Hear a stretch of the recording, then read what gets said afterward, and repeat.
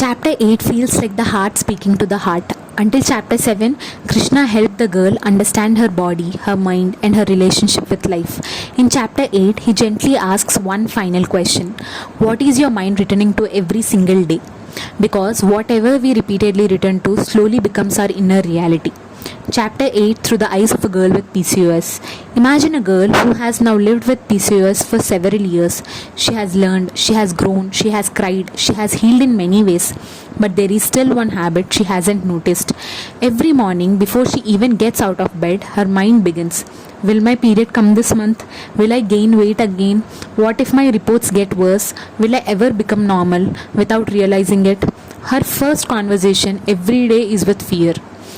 What you remember, you become. Krishna tells Arjuna, whatever one remembers at the final moment, that one attains. Many people think Krishna is only speaking about the last breath of life, but think about it differently. Every day has its own beginning. Every night has its own ending. Every morning, your mind remembers something first. That first thought slowly becomes your emotional home.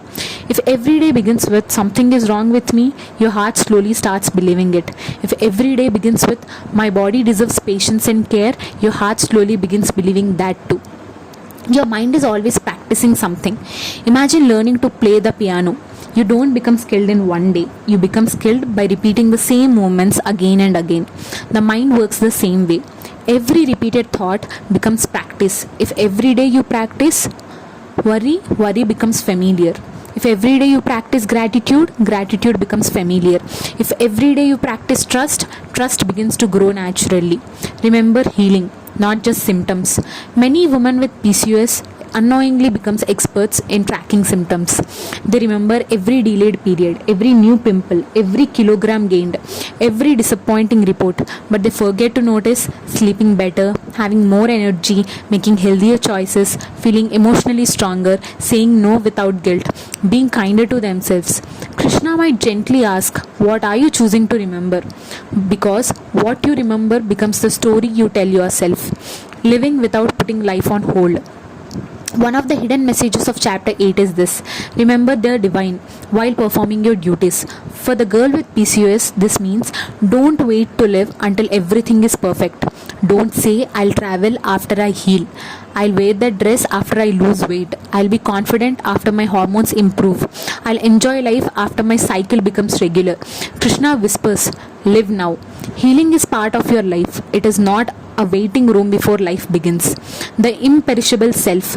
Chapter 8 reminds us that everything changes. Bodies change, hormones change, cycles change, energy changes, even emotions change. But beneath all of this, there is something in you that has remained the same since childhood. The girl who laughs, who dreams, who loves, who hopes, who feels connected. PCOS may affect the body, does not define that deeper self.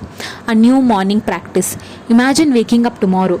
Instead of immediately checking how do I feel, pause for one moment. Place your hand on your heart. And remember, today I choose patience over panic, or today I will care for my body with kindness, or simply I am more than my diagnosis. Those small moments slowly reshape the mind.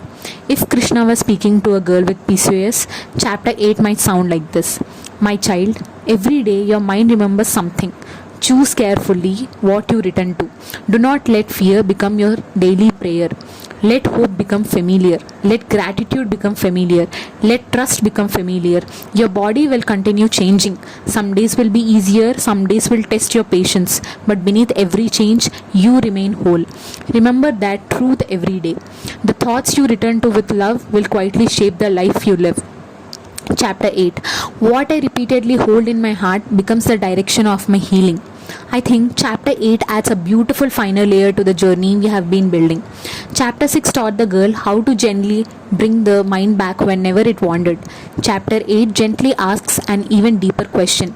Now that you know how to return, where do you want your mind to return? This is a profoundly healing question, not only for someone with PCOS, but for anyone learning to live with uncertainty, hope, and faith.